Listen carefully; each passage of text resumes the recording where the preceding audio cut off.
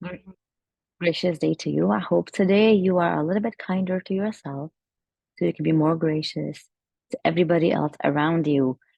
For those of you who don't know me, my name is Coach Umbrain. I am creating this series where I provide insights every single day. Take something that happened in the morning with my family and turn it into, I guess, revelation. Today was some place I didn't really want to be, but I knew I had to be there. So my second is has always had a difficult time asking for help. He loves to support, but he doesn't know how to ask for it. So what we're working on is how do you ask for help?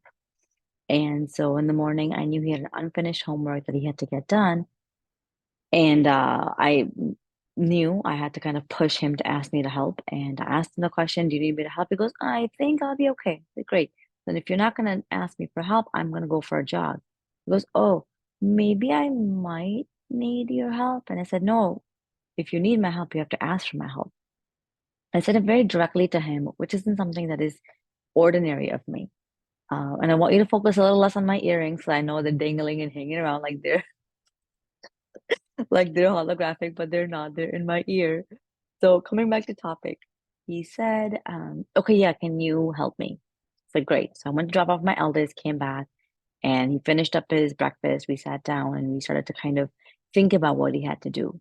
But right before that, what he didn't know is as I was walking back home from my eldest bus drop off, I had to mentally prepare myself because of the feedback that he had given me. I don't like the subject. I can't do well in writing about this. The day before or the night before, he spent like 45 minutes writing just four sentences, literally, with guidance from my other kid.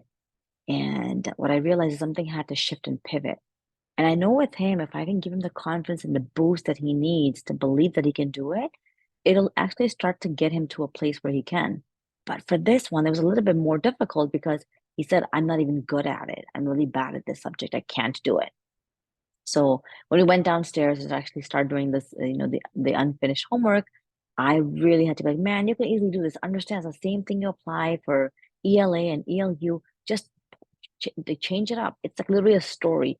Every single thing that's happening in history is a story and it's different people connecting and all the stuff. And so I kind of planted that seed before I went out. And once I came back in, I found myself in a very different energy.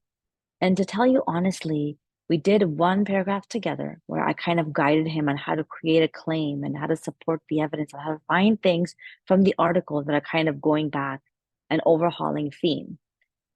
And as I was coming towards the end of that paragraph, I kind of started to wean back a little bit more. But all right, put it into word. Don't overthink it. And he's a perfectionist, right? So I'm also working on him to say done is better than perfection. Progress is better than, trying to make it just perfect. And just my conversation and the way that I intentionally coached him really shifted the paradigm of this whole scenario because on any ordinary day, we would be sitting for an hour and a half with me getting frustrated, losing my marbles at times, to have him be in a place where he didn't believe he can do it. And then we finished it and I said, great, the next paragraph you're writing by yourself. He goes, huh? No, ma, no. I said, I know you can do it. I believe you can do it. You just did it by yourself. So just say out loud what you're gonna do, what you're gonna write. This way, if it needs to be tweaked, I can kind of challenge you. And believe it or not, he did the third paragraph by himself. He was interjecting one of the most important conclusions in the beginning. And I said, wouldn't that be a great end? And he goes, oh yeah. And I said, what do you want people to take away? What message do you want them to get? And he just kept pouring and thinking and writing. And I asked him, don't go back and read the article again and again. Think of what stuck from the article and really make that points that you want to communicate because they matter to you. So for those of you parents who are really struggling and thinking that you cannot do this, I'm telling you, you can do it.